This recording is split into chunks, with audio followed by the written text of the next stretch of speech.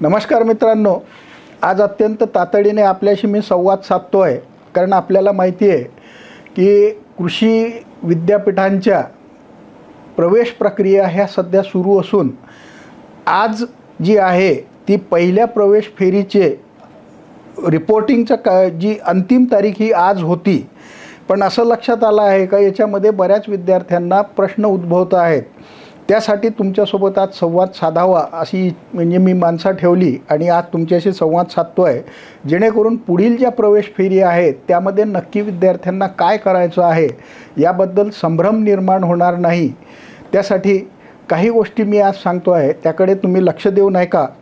दुसऱ्या प्रवेश फेरीची जी यादी आहे ती 16 तारखेला प्रसिद्ध केल्या जाईल आणि त्याचा रिपोर्टिंगचा जो महाविद्यालय स्तरावरचा कालावधी आहे तो 17 ते 19 ऑगस्ट हा आहे.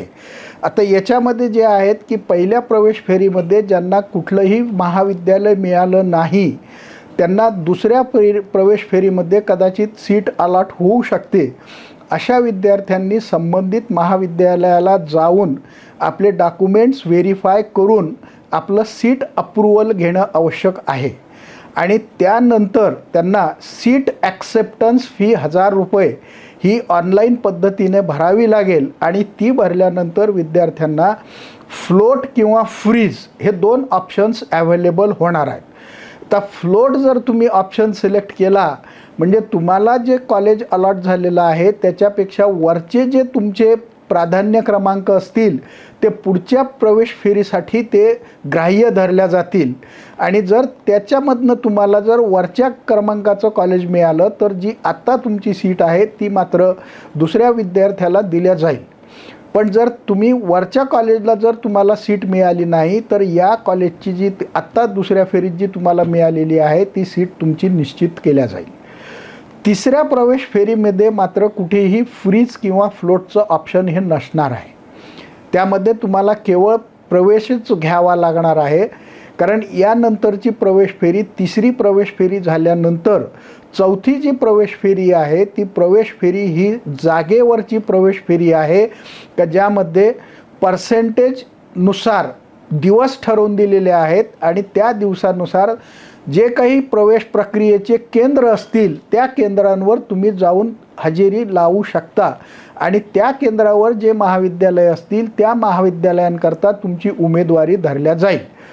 जर तुम्हाला एखाद दिवशी एखाद्या प्रवेश जागेवरची जी प्रवेश फेरी आहे त्या प्रवेश फेरीमध्ये जर असं वाटलं की आपल्याला इथे प्रवेश मिळू शकत नाही तर दुसऱ्या दिवशी तुम्ही दुसऱ्या केंद्रावरही जाऊ शकता आणि आपला प्रवेश निश्चित करू शकता. मात्र या जागेवरच्या प्रवेश फेरीमध्ये शेवटचा दिवस जो असतो त्याच्यामध्ये सगळ्या जागा ह्या खुल्या प्रवर्गासाठी किंवा सगळ्यांसाठी खुल्या केल्या जातात आणि त्यामध्ये कोणीही कुठेही प्रवेश घेऊ शकतो त्या प्रवेश केंद्रावर जे महाविद्यालय असतील त्या महाविद्यालयांमध्ये. याबाबत अधिक माहिती जर पाहिजे असेल तर स्टेट CET सेलची जी वेबसाईट आहे ज्यावर कृषी प्रवेश प्रक्रिया ही पार पडली जाते त्याच्यावर सूचना ह्या वेळोवेळी निर्गमित केल्या जातात. त्याचप्रमाणे महाराष्ट्र कृषी शिक्षण संशोधन परिषदेच्या वेबसाईटवरही ह्या सगळ्या माहिती वेळोवेळी प्रसिद्ध केल्या जातात. या व्यतिरिक्त जर कोणाला फार अडचणी येत असतील तर पुढे जे मोबाईल नंबर दिलेले आहेत त्या मोबाईल नंबर्सवर आपण संपर्क साधून आपले काही जर शंका असतील तर त्याचं निरसन करू शकता. पण मला असं वाटतं की कृषी क्षेत्रामध्ये असलेली वाव लक्षात घेता फार इकडे तिकडे वाट न बघता आपल्याला मिळालेल्या महाविद्यालयामध्ये प्रवेश निश्चित करावा, कारण भविष्यामध्येही तुम्हाला 1 वर्ष झाल्यानंतरही महाविद्यालय किंवा विद्यापीठ बदलण्याची संधीही मिळू शकते. धन्यवाद. चला आता शेतकरी बंधूंनो, हा व्हिडिओ आपल्याला आवडला असल्यास आपण डॉक्टर बाळासाहेब सावंत कोकण कृषी विद्यापीठाच्या यूट्यूब चॅनलला त्याचप्रमाणे फेसबुक पेजला लाईक, शेअर, सबस्क्राईब आणि फॉलो करायला विसरू नका. धन्यवाद.